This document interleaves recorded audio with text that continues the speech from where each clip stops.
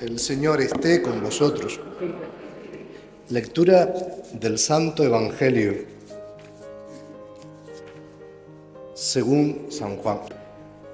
El primer día de los ácimos, cuando se sacrificaba el Cordero Pascual, le dijeron a Jesús sus discípulos: ¿Dónde quieres que vayamos a prepararte la cena de Pascua? Él envió a 2 de sus discípulos diciéndoles: Id a la ciudad, os saldrá al paso un hombre que lleva un cántaro de agua. Seguidlo y en la casa donde entre, decidle al dueño: el maestro pregunta, ¿cuál es la habitación donde voy a comer la Pascua con mis discípulos? Os enseñará una habitación grande en el piso de arriba, acondicionada y dispuesta. Preparádnosla allí. Los discípulos se marcharon, llegaron a la ciudad, encontraron lo que les había dicho y prepararon la Pascua. Mientras comían, tomó pan y, pronunciando la bendición, lo partió y se lo dio diciendo: Tomad, esto es mi cuerpo. Después tomó el cáliz, pronunció la acción de gracias, se lo dio y todos bebieron. Y les dijo: Esta es mi sangre de la alianza que es derramada por muchos. En verdad os digo que no volveré a beber del fruto de la vid hasta el día que beba el vino nuevo en el reino de Dios. Después de cantar el himno, salieron para el monte de los Olivos. Palabra del Señor.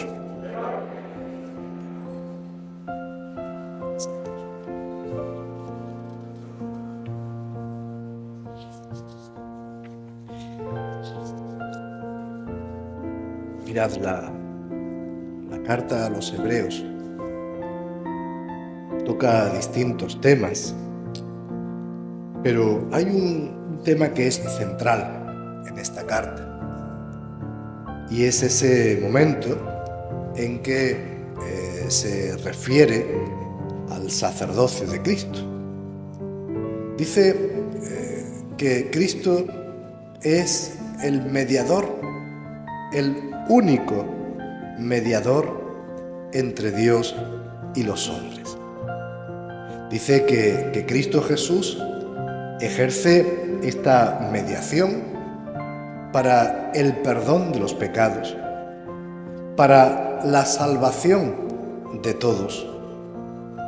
Dice la carta a los Hebreos, y hoy nos venía comparando, cómo los sacrificios del Antiguo Testamento, esos sacrificios a los que los hebreos del tiempo de Jesús están tan acostumbrados. Para ellos, esto que dice la carta a los Hebreos no es una cosa del pasado que nadie entendería. Es pura cercanía. Es lo que ellos vivían en aquel momento. Y ellos viven cada día ese esfuerzo de ofrecer sacrificios a Dios para aplacar su ira y pedirle el perdón de los pecados. Esto es lo que hacían. Mataban animales que ofrecían en el templo, o en alguna ocasión también había un rito de imponer las manos sobre un cordero que se sacrificaba o que se mandaba al desierto. El sacrificio de los animales en el tiempo de Jesús es una constante. Para el pueblo judío, encontrarse con el Dios que se ve aplacado en su ira por la oferta de esta sangre es algo común. A nosotros quizás nos llama la atención porque con Jesús desaparecieron todos los sacrificios, y sobre todo cuando desaparece el templo de Jerusalén, para los judíos desaparece el ara donde se ofrecen los sacrificios, por lo tanto ya no hay más. Pero la carta a los hebreos viene a recordarle a los hebreos, precisamente a los judíos, cuáles son sus prácticas y cómo es de una manera especial la nueva alianza que se ha sellado en Jesucristo. Dice la carta a los hebreos, y hoy lo hemos leído, Cristo ha venido como sumo sacerdote de los bienes definitivos. Su tienda es más grande y más perfecta, no lleva sangre de machos cabríos ni de becerros, sino que es su propia sangre, su propia vida, la que ofrece y pone delante del Señor. Esto para nosotros es pues como un canto de alabanza al Dios que ha querido sellar esta alianza nueva. Nos viene a decir Dios nuestro Señor a través de estos escritos que quizás no sean los ritos los que salvan al hombre. No es el ofrecer sacrificios a Dios lo que obtiene de Dios la benevolencia y el perdón. Lo que realmente salva al hombre es dejar que la gracia del Hijo de Dios llegue a la propia vida.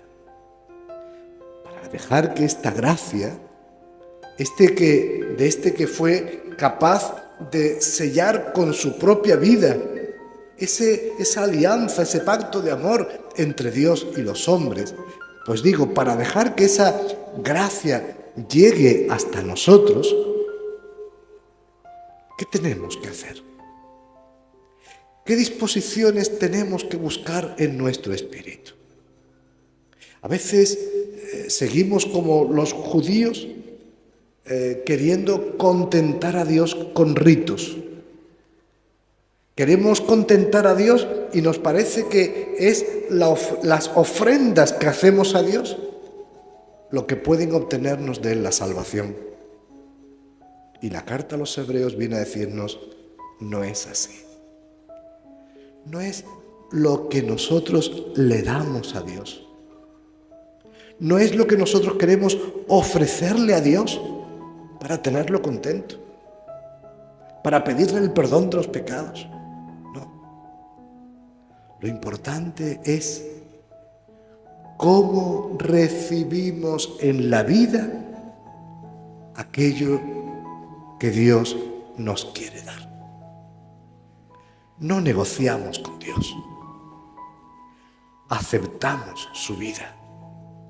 Aceptamos la ofrenda profunda de este don que Dios quiere hacer para nuestra vida, que es la salvación.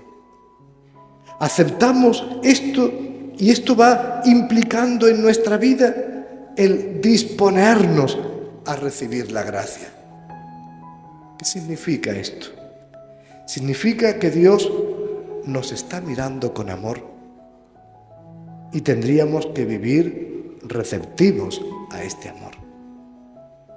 Significa esto que Dios está construyendo nuestra vida y nosotros deberíamos dejarnos hacer por Dios. Significa esto que Dios quiere ofrecernos su presencia en nuestra vida a través del Espíritu Santo y nos toca disponer nuestro corazón para que el Espíritu anide en nosotros y podamos abrirnos efectivamente a la misericordia. Una misericordia que es absolutamente regalo tierno que el Señor nos está haciendo. No castigo, no juicio. No es nuestro Dios el Dios que lleva cuentas del mal, sino el Dios que se nos adelanta trayéndonos su gracia, su ternura, su misericordia. Qué bueno poder ponernos delante del Señor y cuando contemplamos este misterio de la Eucaristía, también nosotros querer unir este don que se ha convertido en un pequeño trozo de pan donde está toda la gracia del Señor. Ese recibir la Eucaristía que para nosotros es a veces pues como acto rutinario, con muchas prevenciones, con muchos cuidados, y parece como que ya estamos un poquito más atentos. Pero comulgar no es como el que se toma una aspirina, está bien. No, comulgar con el Señor, es decir, hacer vida común con nuestro Dios, es ponernos en una disposición de recibir su gracia, de llevar a nuestro corazón la gracia que el Señor está regalándonos cada día. Decíamos, cuando leíamos este Evangelio de Marcos, en que nos estaba contando la última cena, y Marcos ha tenido este detalle de decirnos cuándo Jesús celebra la última cena. Ya sabemos que no lo hacen en el sábado. En el sábado Jesús ya había muerto. Para Jesús, aquel año adelanta su cena pascual. ¿Con qué la hace coincidir? Con aquel momento en que en el templo se estaban sacrificando los corderos para la cena pascual. Aquel cordero que significaba para Israel la liberación del pecado, la liberación de la esclavitud. Ahora Jesús es ese cordero que nos libera del pecado. Pero nos libera del pecado en la medida, en que nos encontramos disponibles, en que nos encontramos como con el corazón muy abierto para que Dios vaya haciendo en nuestro corazón y entretejiendo nuestra vida. Que Jesús, una vez más, se nos ha querido regalar, se nos ha querido dar. No hacemos sacrificios para contentar a Dios, recibimos el regalo que Dios nos hace, que es la Eucaristía. Y esta Eucaristía en nuestro corazón va amoldándonos en los caminos. Y esta Eucaristía que recibimos con devoción va identificando nuestro corazón con el corazón de Cristo. Y esta Eucaristía hace en nosotros ese efecto de abrir nuestro corazón para recibir la gracia del Señor. Pues vamos a ponernos, queridos hermanos y hermanas, en esta disposición de recibir el regalo de Dios, de sentirnos llenos de su amor y su misericordia y dejar que su gracia actúe en nuestro corazón.